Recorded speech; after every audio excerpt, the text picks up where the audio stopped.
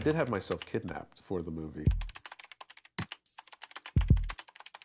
We're sitting here in my garage, actually, which is where I wrote Firewall. In my garage, we've converted into a writing space and a studio. And my process is I come back here in the morning and I sit in that IKEA chair over there. And when I get tired writing, I stand up and I do a little painting. I had started this project about 9 months after 9/11.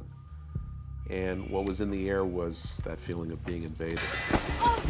But the other thing that really struck me about 9/11 was, taking an airplane and turning it into a missile. And that became something in this movie, taking your home alarm system and turning it against you, taking your cell phone, turning it against you, taking your own identity and using it against you. Take a look at this. Wow. Who were you betting on? I wasn't betting on anybody. I don't gamble. I don't even know how. Well, that's obvious. You think somebody got my information off the bank's internal network or what?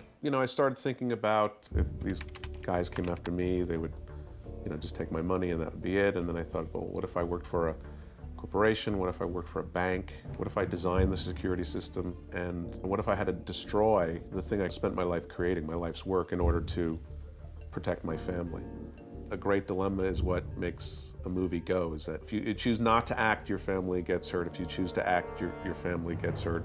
It's a vice that just keeps turning and turning and turning. Your family are dead, you hear me? For all I know, they're dead already. Big part of this movie was research. I had a friend who worked in a bank, went to talk to my own banker. I had myself kidnapped.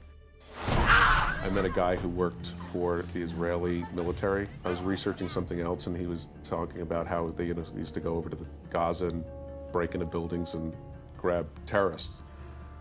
And I said to him, all right, well, why don't you grab me? So he said, sure. And he said, hey, let's go get a cup of coffee. And all of a sudden, he turned around and punched me in the chest. And these guys came out of nowhere. They grabbed me, they dragged me into a BMW, put a hood over my head.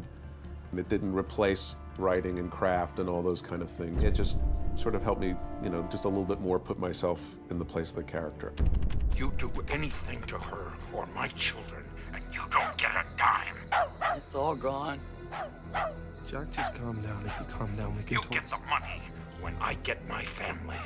The best part of the movie was working with Harris and Richard, who have so much experience. It was a master's class on all fronts. It was a great educational experience. This is my first produced movie, and here sitting in the garage behind my house where this thing was created, and going out into my neighborhood and seeing the way that is living in the world now. There's a billboard and there's bus kiosks, and it's an amazing feeling.